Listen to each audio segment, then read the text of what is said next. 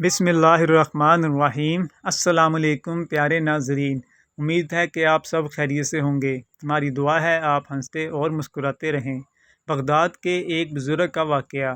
حکایات صالحین میں بغداد کے ایک بزرگ اپنا واقعہ بیان کرتے ہیں کہ ایک بار میرے گھر کی دیوار اچانک گر گئی۔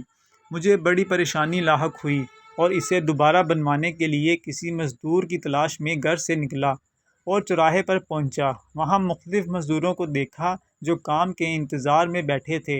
ان میں ایک نوجوان بھی تھا جو سب سے الگ تھلگ کھڑا تھا۔ اس کے ہاتھ ایک تھیلا تھا اور دوسرے ہاتھ میں تیشا تھا۔ میں نے اس نوجوان سے پوچھا، کیا تم مزدوری کرو گے؟ نوجوان نے جواب دیا، ہاں۔ میں نے کہا، گارے کا کام کرنا ہوگا۔ نوجوان کہنے لگا، ٹھیک ہے، لیکن میری 3 شرطیں ہیں۔ اگر تمہیں منظور ہوں تو میں کام کرنے کے لیے تیار ہوں۔ پہلی شرط یہ ہے کہ تم میری مزدوری پوری ادا کرو گے۔ دوسری شرط یہ ہے کہ مجھے میری طاقت اور صحت کے مطابق کام لو گے۔ اور تیسری شرط یہ ہے کہ نماز کے وقت مجھے نماز ادا کرنے سے نہیں روکو گے۔ میں نے یہ تینوں شرطیں قبول کر لیں اور اسے ساتھ لے کر گھر آ گیا، جہاں میں نے اسے کام بتایا اور کسی ضروری کام سے چلا گیا۔ جب میں شام کے وقت واپس آیا تو دیکھا کہ اس نے عام مزدوروں سے دگنا کام کیا تھا۔ میں نے بخوشی اس کی اجرت ادا کی اور وہ چلا گیا۔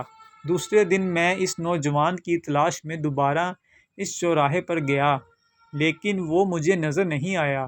میں نے دوسرے مزدوروں سے اس کے بارے میں دریافت کیا تو انہوں نے بتایا کہ وہ ہفتے میں صرف 1 دن مزدوری کرتا ہے، باقی دن اللہ تعالیٰ کی عبادت میں گزارتا ہے۔ یہ سن کر میں سمجھ گیا کہ وہ عام مزدور نہیں بلکہ کوئی خاص آدمی ہے۔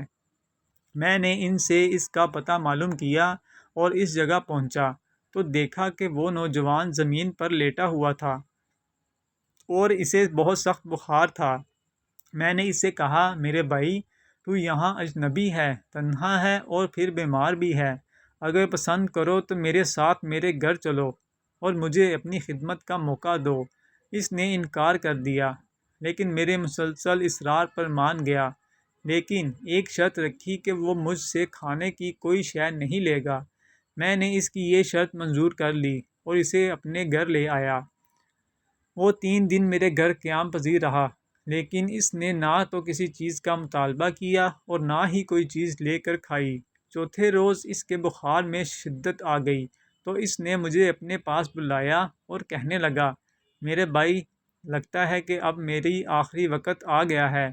جب میں مر جاؤں تو میری اس وصیت پر عمل کرنا کہ جب میری روح جسم سے نکل جائے تو میرے گلے میں رسی ڈالنا اور گھسیٹتے ہوئے باہر لے جانا اور اپنے گھر کے ارد گرد چکر لگوانا اور یہ صدا دینا کہ لوگو، دیکھ لو، اپنے رب تعالیٰ کی نافرمانی کرنے والوں کا یہ حشر ہوتا ہے۔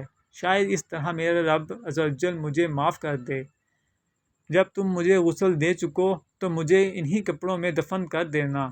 پھر بغداد میں خلیفہ ہارون رشید کے پاس جانا اور یہ قرآن مجید اور انگوٹھی انہیں دینا اور میرا یہ پیغام بھی دینا کہ اللہ عز و جل سے ڈرو، کہیں ایسا نہ ہو کہ غفلت اور نشے کی حالت میں موت آ جائے اور بعد میں پچھتانا پڑے، لیکن پھر اس سے کچھ حاصل نہ ہوگا۔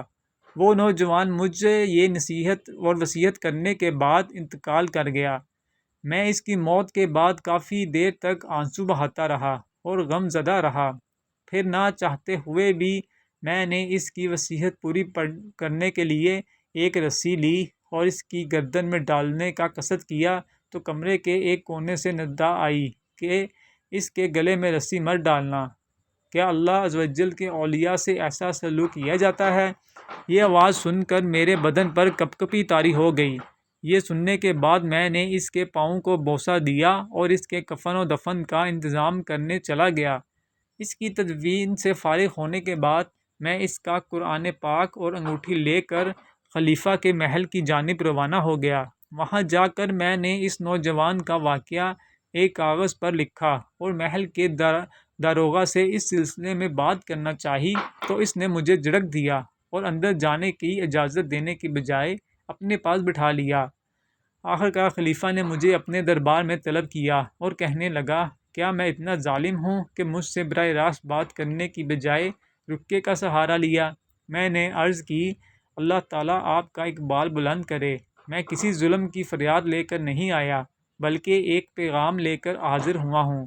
خلیفہ نے اس پیغام کے بارے میں دریافت کیا تو میں نے وہ قرآن مجید اور انگوٹھی نکال کر اس کے سامنے رکھ دی۔ خلیفہ نے ان چیزوں کو دیکھتے ہی کہا، یہ چیزیں تجھے کس نے دی ہیں؟ میں نے عرض کی، ایک گارا بنانے والے مزدور نے۔ خلیفہ نے ان الفاظ کو 3 بار دہرایا، گارا بنانے والا، گارا بنانے والا، اور رو پڑا۔ کافی دیر رونے کے بعد مجھ سے پوچھا، وہ گارا بنانے والا اب کہاں ہے؟ میں نے جواب دیا، وہ مزدور فوت ہو چکا ہے۔ یہ سن کر خلیفہ بے ہوش ہو کر گر گیا اور عصر تک بے ہوش رہا۔ میں اس دوران حیران و پریشان وہیں موجود رہا۔ پھر جب خلیفہ کو کچھ افاقہ ہوا تو مجھ سے دریافت کیا، اس کی وفات کے وقت تم اس کے پاس تھے؟ میں نے اس بات میں سر ہلا دیا تو کہنے لگا، اس نے تجھے کوئی وصیت بھی کی تھی؟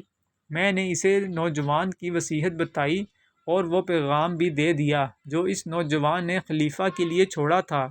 جب خلیفہ نے یہ ساری باتیں سنی تو مزید غمگین ہو گیا اور اپنے سر سے عمامہ اتار دیا، اپنے کپڑے چاک کر ڈالے اور کہنے لگا، اے مجھے نصیحت کرنے والے، اے میرے زاہد و پارسا، میرے شفیق۔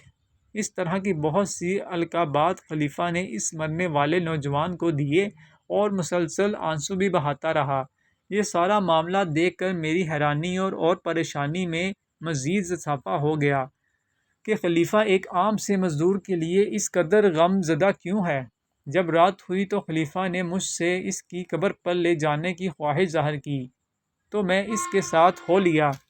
خلیفہ چادر میں منہ چھپائے میرے پیچھے پیچھے چلنے لگا۔ جب ہم قبرستان میں پہنچے تو میں نے ایک قبر کی طرف اشارہ کر کے کہا، عالی جاہ، یہ اس نوجوان کی قبر ہے۔ خلیفہ اس کی قبر سے لپٹ کر رونے لگا۔ پھر کچھ دیر رونے کے بعد اس کی قبر کے سرہانے کھڑا ہو گیا اور مجھ سے کہنے لگا، یہ نوجوان میرا بیٹا تھا، میری آنکھوں کی ٹھنڈک اور میرے جگر کا ٹکڑا تھا۔ ایک دن یہ رقص و سرور کی محفل میں گم تھا کہ مکتب میں کسی بچے نے یہ آیت کلیمہ کی تلاوت کی، کیا ایمان والوں کو ابھی وہ وقت نہ آیا کہ ان کے دل جھک جائیں اللہ کی یاد کے لیے؟